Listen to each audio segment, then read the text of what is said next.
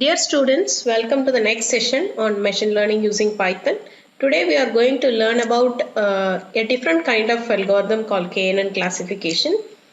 This slightly differs from the previous algorithms that we already have studied, like linear logistic regression, decision trees and naive Bayes, in a way that this comes under a category called lazy learner algorithm, whereas the previous algorithm what we have seen all come under eager learning, right? In order to better understand what these two kind of algorithm states, let's assume the scenario that we have as of now in our ML course. We have a group of students who have enrolled for this course. Assume a quiz is being scheduled by tomorrow. Okay, so there are a few set of students, group A who falls under group A. So they will try to, before the quiz date is being scheduled, they may try to prepare. Okay, so from all the materials or all from different online sources or whatever materials they have, and they'll be ready for the quiz to be answered, right? There may be another set of students, group B, let's say. So, okay, their intention might be maybe like, once the quiz is open, let us wait, okay, and based on the quiz question, let us learn and do. Okay, this may be the mindset of some other students. Okay, nevertheless, which is good, which is bad, it depends on the material that you have at your hand along with the kind of learner, right? So if the learner is too intelligent and is already having a complete knowledge of the domain, it's fine, you can go for with group B, but we will never recommend. But the group A has a different strategy, right? So now this group A is what we call as your eager learner. So as the name implies, these group of people will try to learn the information from the data set, right? And they will try to form a pattern. You are given with the data set, you try to identify the pattern that is available in the data set through some means. Okay, linear regression and logistic regression follows a line fitting algorithm, whereas decision tree follows a tree structured algorithm. Naive Bayes follows a probabilistic algorithm. Anyway, before getting into the test data set or before proceeding to deployment environment, these algorithms will train themselves with the data and will be ready for information. Okay, in other words, we can say it is a statically computed information that you are going to take for testing. This group B, okay, so these we call it as your lazy learners. Okay, so they will collect all the materials, keep it ready. So in a way that these kind of algorithms will collect all the data sets and they'll make it ready for your deployment. Okay, once your testing data set is given with, so it will use this test data set over your original data set and will try to come out with the proper information. Okay, so this may be good in some sense, but no, it won't be better and the best. Okay, so this KNN is a kind of algorithm which we are talking on the second case, which is a lazy learner, in a way that the data set will always be ready, and once the test data set is given with, it will go and compute. Okay, so into which of the class your particular entity will fall with. Okay, so to better understand, okay, how this KNN classification algorithm work, okay, just have a look at this. It's looking like a marathon, right? So somewhere the marathon is happening, and who's coming first? How do you know? Yeah, this lady is coming first, followed by this person, he who is occupying the second place, and this person is occupying a third place. It is visually known, right? But how can it find out who is coming first, who is coming next, and who is coming third? Okay. Even visually, how are we doing it? Yeah, the only possibility to identify who is coming first and who is coming second, third, fourth, and is through the distance that prevails between the persons, right? Is there any other possibility? No, not at all, right? You cannot form any kind of strategy to tell who is coming first. Okay, it's only the distance which will decide who is coming behind whom. Assume if a new person comes in the commentaries, people will say, na, so this person is nearing this person, yeah, that's by comparison to the nearby people. Okay, how many people that you need to compare? You cannot say, because if there is a close relation and the distance between n number of persons is very minimal, you have to find out the nearest distance between n number of peoples. Okay, so that's it. Okay, so what is on the whole, what is our summarization? This is a game where you have n number of learners. Okay, and if a new person comes in, to which of them he is closely related to can be obtained using your distance difference, right? So you have to find the difference between the current entity with the previously available entities and say you are nearest to whom, okay, and you are associated with whom. That's it. If you understand, that's all about KNN classification, a very simple classification algorithm, right? So now coming to characteristics, it's K nearest neighbors. NN stands for nearest neighbors. So that was better understood using this diagram. When any entity comes in, you have to identify who are their nearest neighbors. Okay, how many is the matter of interest, not what is the distance. Like, you need to understand to how many you need to relate. Okay, so that is what is K, and NN refers to nearest neighbors.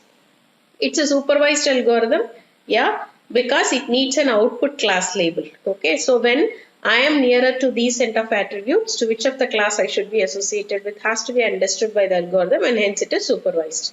And how does it work? It works on the similarity of data points. Similarity or dissimilarity, you can say in both the terms. Similarity when your data values are binary, mostly like 0 or 1. You can say whether both are equal or false. Okay, simple bitwise operator you can apply and find.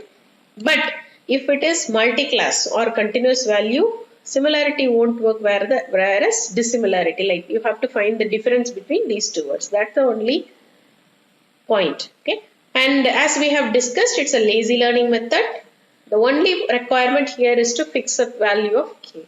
Okay, because system can't assume the value of K by itself. It's you, who is the developer, has to decide what is the value of K. How will you do? It will come through only the experience and the type of your data set. Now, how to measure this dissimilarity? That is, I am assuming, because the similarity is between your binary values, right? When your actual value is 0, when the new entity value is 0, I say both are equal and hence it is accepted. When both are different, when that is 0 and this is 1, and when that is 1 and this is 0, we say it is dissimilar. That's all. And hence, when it comes to continuous values or multi-class attribute, we say it is dissimilarity. How to identify the dissimilarity? It's simple as how we have done it for other algorithms. Okay, how the errors are being detected for 2 points. Assume you are plotting 2 points on space, right? How do you find the difference between those 2 points?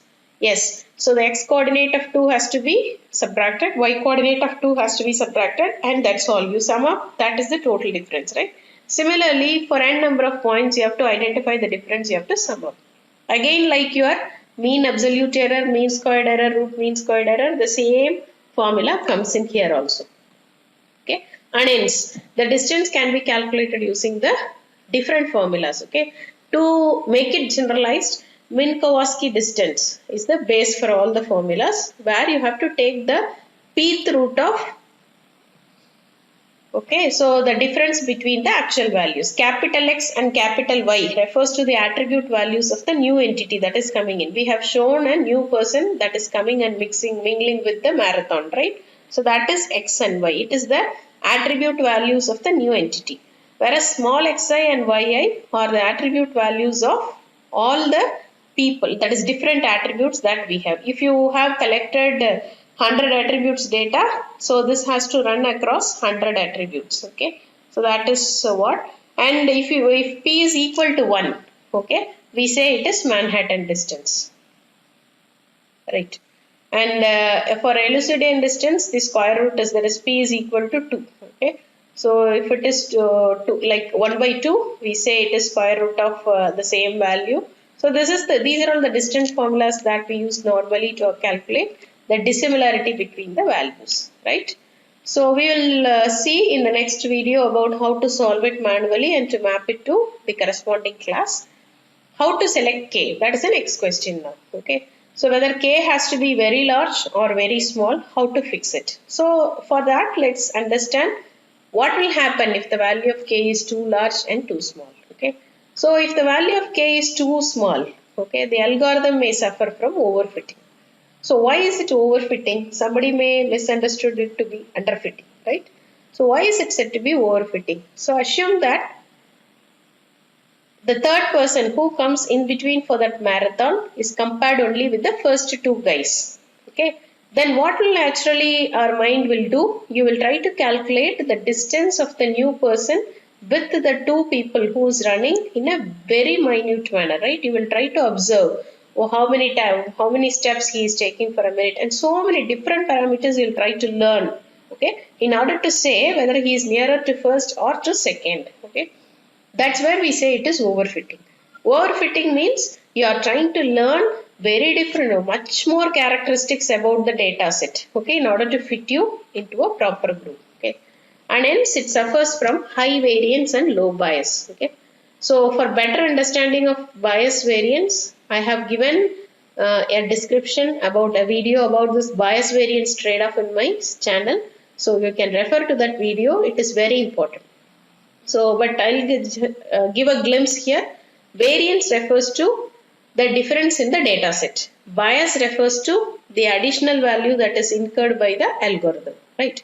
Here, if the value is too small, okay, so your association with the data set will be given only by the actual data set, right? So, your association of new entity to the corresponding test train entity has to be associated by your data set. Whereas the algorithm cannot do anything, it cannot give any additional value, and hence the bias will be very low. Okay. Whereas if the value of large, that is k is very large, let's say k is equal to 10, 20. Okay. So what will happen? In order to arrive at a decision, you maybe need to consider so many entities, right? For example, if I say if a new person comes in, I am going to take 10 persons on the row for my consideration to say where this person would be. That's wrong, right? So it is like we are trying to enlarge our hypothesis space, and that's unnecessarily troubling our mind or decision space.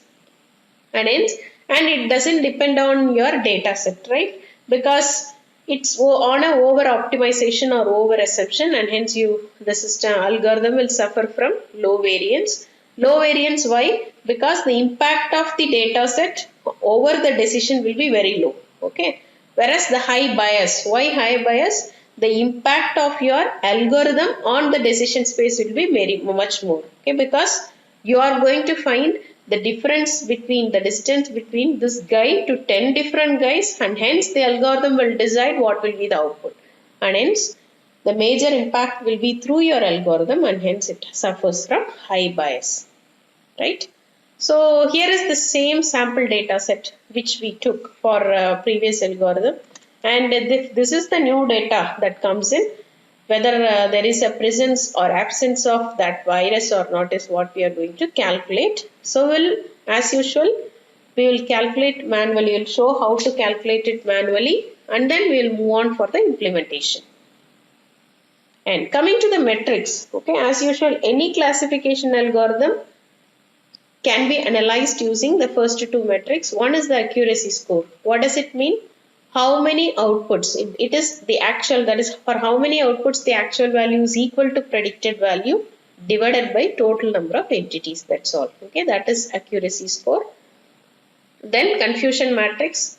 So the confusion matrix will be an n cross n matrix, where n is the number of class labels you have on your output column. Okay, that will tell you, accuracy score just will tell you how good your algorithm has done the job, but this confusion matrix is just a dissemination of your accuracy score. It will, in detail you can say, okay, what is how many number of positive labels, that is class label 1 has been properly identified, how many of class label 2 has been properly identified. Likewise, you can disseminate the results and you can very well understand the strategy. And third, especially for this KNN classification, which is Jaccard index. Again, it's all statistical measurements, which is nothing new for machine learning. So this Jaccard index is nothing but A intersection B divided by A union B. Very simple. Right? So all these are different metrics which you can use to say how good the algorithm has performed on the data set. Right? So that's it. This is about your KNN classification.